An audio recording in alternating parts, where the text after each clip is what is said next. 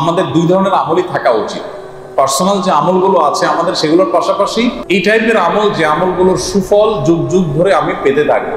একটি হাদিস আমি আপনাদের সামনে পাঠ করেছি, নবী করিম সাল্লাল্লাহু আলাইহি ওয়াসাল্লাম বলেছেন, মানুষ যখন মারা যায় তার আমলের সমস্ত ওয়েগুলো সব বন্ধ হয়ে যায়, ক্লোজ হয়ে যায়, আমল করার স্কোপ থাকে না। তবে তিনটা আমলের কথা হলো এক্সেপ্ট, যে সেগুলো মানুষ মারা যাওয়ার পরে বন্ধ হয় না। সে তিনটা আমল কি কি? এর ভিতরে একটা হলো সাদকায়ে জারিয়া, এমন কোন দান যে দানের সুফল চলমান থাকে, অন টাইম না, এই দান, এটা অনেক অর্থবহ দান। এরকম আরো অনেক সাদকায়ে জারিয়ার অপশন আছে। সাদকায়ে জারিয়ার অনেক বড় অপশন হলো এই দ্বীনি শিক্ষা প্রতিষ্ঠান, একটা মাদ্রাসার জন্য জমি কিনলেন, বিল্ডিং বানালেন, ইট কিনে দিলেন, কোন এমন প্রজেক্টে সহযোগিতা করলেন যেটা উপকারিতা দীর্ঘকাল পর্যন্ত চলমান থাকবে। তো এই সাদকায়ে জারিয়াটা, এটাকে খুব বেশি প্রায়োরিটি দেওয়া উচিত। আরেকটা হলো উপকারী ইলম, কাউকে কোনো জ্ঞান শিখিয়ে দিয়ে গেলেন, যেটা তিনি আরেকজনকে শেখালেন, তিনি আরেকজনকে শেখালেন, এটা আল্লাহকে সন্তুষ্ট করার উদ্দেশ্যে যদি আপনি করেন তাহলে এর সবটা আপনি পেতে থাকবেন ওই যে এমএলএম পদ্ধতি। আর 3 নম্বর হলো নেক সন্তান, যে আপনার মৃত্যুর পর আপনার জন্য দোয়া করবে, আপনার দুনিয়া থেকে যাওয়ার পরে আপনার জন্য আল্লাহর কাছে কিয়ামতের বাক্যে দোয়া করবে। তো এই নেক সন্তানের দোয়াও বাবা মার জন্য উপকার আসে। আমাদের অনেক মায়েরা আছেন যারা কথা শুনছেন পর্দার আড়াল থেকে, তাদেরকে বলছি, মায়েদের জন্য যে কি বিরাট বড় সুযোগ। সন্তানদের ব্যাপারে বাবারা চাইলেও এত ফোকাস, এত মনোযোগ দিতে পারেন না, এটা হলো বাস্তবতা, তাই না? নবী করিম সাল্লাল্লাহু আলাইহি ওয়াসাল্লাম মা বোনদের উৎসাহিত করেছেন যে পয়েন্টে, আমাদের মেয়েরা অনেক সময় আমাদের সাথে কম্পিটিশন করে যে ছেলেরা এই ভালো কাজ করতে পারে, আমরা কি কি ভালো কাজ করতে পারবো। দেখুন, ছেলেদের চাইতে মেয়েদের ভালো কাজ করার অপরচুনিটি কোনো ক্রমে কম নয়, বরং বেশি।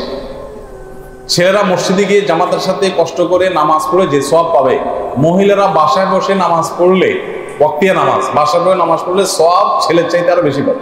ছেলেরা কত গুণ বেশি পাবে জামাতের নামাজ পড়লে? 27 গুণ। তাহলে 27 গুণের বেশি হলে কমপক্ষে 28 গুণ। কারণ নবী করিম সাল্লাল্লাহু আলাইহি ওয়াসাল্লাম বলেছেন, অবুয়ুতুহুন্না খায়রুল লাহুন্না, ঘরে নামাজ পড়া তাদের জন্য বেশি উত্তম, মানে বেশি সওয়াবের। তার মানে আমি 27 গুণ পালে সে মিনিমাম 28 গুণ না হলে তো বেশি হবে না। তাহলে তাদের ব্যবসাটা খুব ইজি। সন্তানদের লালন পালন করার জন্য বাবা এত কষ্ট, এত শ্রম, টাকা পয়সা কামাই করা সব করবে, আর মা বাসা থেকে যদি তাদেরকে দিন দিয়ে দেন, দিনের উপরে তাদের বেসমেন্টটা গড়ে দিতে পারেন, তাহলে ওই যে অনন্তকালের সওয়াবের একটা পথ এখান থেকে উন্মোচন হয়ে গেল। এটা আমাদের মায়েদের খেয়াল করা উচিত। কিন্তু দুর্ভাগ্যজনক বাস্তবতা হলো বাবাদের মতো আমাদের মায়েরাও বিজি হয়ে গেছে। তাদের এখন বান্ধবীদের সাথে বিভিন্ন হোয়াটসঅ্যাপ গ্রুপে আলাপ সালাপের ব্যাপার স্যাপার থাকে। বান্ধবীদের আজকে কোথায় কোন পার্টি আছে, কোথায় কালকে 1 ডিশ পার্টি আছে, কালকে 2 ডিশ পার্টি আছে, তারপরে কোথায় মিটিং সিটিং আছে, ইউটিউবে কোথায় কোন রান্নার আপনার ভিডিও আছে সেটা দেখতে হবে, অনেক ব্যস্ত। ফেসবুকে লাইক কমেন্ট কি আসলো না আসলো, কোন বান্ধবী কি মেসেজ দিলেন জবাব দিতে হবে, এগুলো অনেক ব্যস্ত। সন্তানদেরকে অল টাইমের প্যাকেট ধরা দিয়ে স্কুলে পাঠিয়ে দিচ্ছে। এই বাপ মা যখন বুড়ো হবে, সন্তানও এরকম অল টাইমের প্যাকেট ধরায় দিয়া বিদেশে পাঠিয়ে দিবে যে একটা স্বাস্থ্যকর খাবার দিয়ে দিই, জামাটা পরাই দিই। আমাদের দেশে দুর্ভাগ্যজনকভাবে মানুষের আর্থিক যে সঙ্গতি সেটা বাড়ছে, পাশাপাশি আমাদের কালচারাল অধঃপতনও হচ্ছে।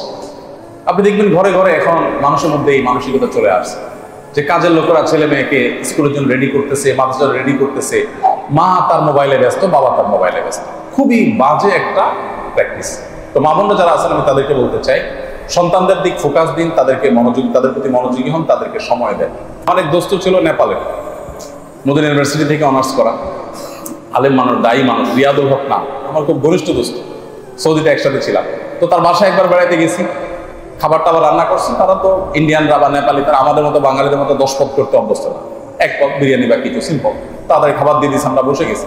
তো আমরা খাচ্ছি, বাচ্চাদেরকে দেখলাম একটা ডাক দিল।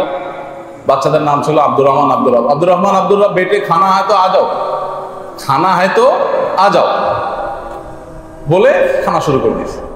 আমার তো খাবার ঢুকছে না, আরে বাচ্চাগুলো আসছে না, ওদেরকে বাদ দিয়ে আমরা বসে গেলাম। আমি বললাম, ইয়ার বোলাও বাচ্চোं को थोड़ा साथ बैठकर खा ले।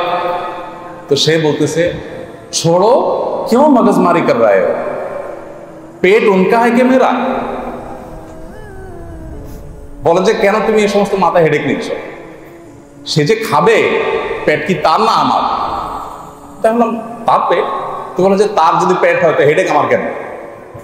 পেট যার, হেডেক কোথা, ওই খাবে। এখন আমরা সিস্টেম এমন বানিয়ে নিয়েছি যে আমাদের বাচ্চারা ধরে নিয়েছে যে আমার খাওয়ানোর দায়িত্ব আমার মা, ঠেকাটা আমার বাপের, আমার না, এদের ঠেকা। তো যার কারণে বাচ্চারা শিখে না। তো মায়েরা যারা আছেন তাদেরকে আমি বলতে চাই যে বাচ্চাদেরকে আল্লাহর রাস্তায় সময় দেন, তাদেরকে নিয়ে এঙ্গেজ থাকেন, তারাই আপনার বন্ধু, তারাই আপনার সহপাঠী, তারাই আপনার খেলার সাথী, এবং কোনো ডিভাইসে তাদেরকে আসক্ত করবেন না। বাচ্চাদেরকে ডিভাইস আসক্তি থেকে মুক্ত করার উপায় কি জানেন? আমরা অনেকে জেনে থাকবো। প্রধান উপায় হলো নিজেরা এটা থেকে দূরে থাকা। আপনি নিজে সারাক্ষণ টিপবেন, মোবাইল টিপতে টিপতে বাচ্চাকে বলবেন এই পড়তে বসো, মোবাইল রাখো। বাচ্চা তখন কি মনে করবে? বল, কি মনে করবে? বাচ্চা তখন মনে করবে রাজ্যের সকল সুখ নিশ্চয়ই মোবাইলের মধ্যেই, নাহলে এই বেটি আমাকে মোবাইল রেখে পড়তে বসতে বলতেছে।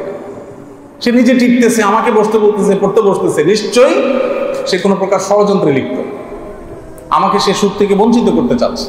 আল ইনসানু হারিসুন ফি মামুনিয়া, বাধা দিলে সেটা মনে করে আর অনেক গুরুত্বপূর্ণ বিষয়। আর আপনি নিজে যদি মোবাইল না টিপে আপনি একটা বই পড়েন, তাকে বলেন আবু তুমিও বসো, তখন তার কাছে এটা বিশ্বাসযোগ্য হবে। এটা হলো বাস্তবতা।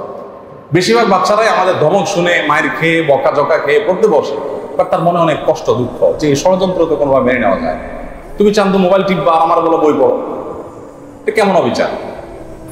তো আমাদের সন্তানদেরকে যদি সওয়াবে জারিয়ার উপায় যদি সন্তানদেরকে বানাতে চাই, তাহলে তাদেরকে মানুষের মতো মানুষের ঘুরতে হলে ডিভাইস আসক্তি থেকে মুক্ত রাখতে হবে। No way.